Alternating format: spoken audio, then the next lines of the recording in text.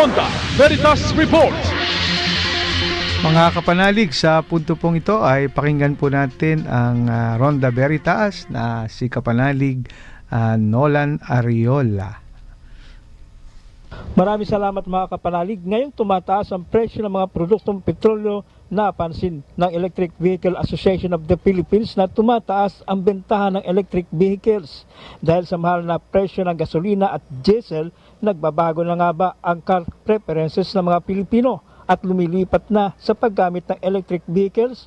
Kamakailan lamang nilagdaan ng MMDA at Global Electric Transport Philippines ang kasunduan para sa pagpapatupad ng Electric Love Bus Program na magbibigay ng libreng sakay sa mga commuter.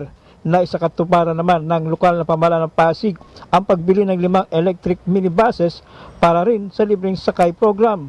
Samantala, sumailalim sa road test ang ilang electric jumbo jeep sa mga pangunahing lugar sa Ortigas, Buendia, MOA, Pitex, NAIA at EDSA sa panguna ni dating Governor Chavit Singson kasama si ELTA President Orlando Marquez, chairman ng LCS Group of Companies. Sinabi ni Chavit ang kanyang adhikain na gawing moderno ang public transportation system sa bansa sa pamamagitan ng mga electric vehicles. Approval ng LTFRB kaya matagal na nakanta ito. So tuloy-tuloy na ito para makatulong dahil sa taas ng presyo ng diesel. Ito na sagot. Electric vehicle. Itong jeep na ito, approved ng transport group at ang DOTR ang itsura.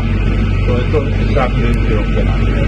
Ito ngayon lang kami binigyan ng permit na mag-testing. So testing natin ngayon.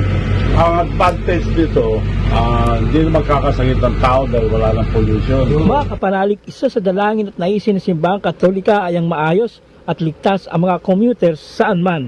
Para sa Veritas 846, ang radyo ng simbahan, ako inyong kapanalig, Nolan Ariola, sumainyo ang katotohanan. Ronda Veritas Report. Healing Touch sa Veritas.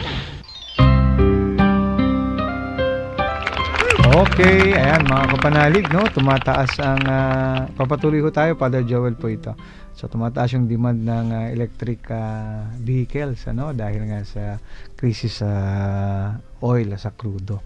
Ayan, sige, yung mga may pera diyan, ako makakabilian. Si Sir Ernest saka si Engineer Marlon. Okay, mga kapanalig.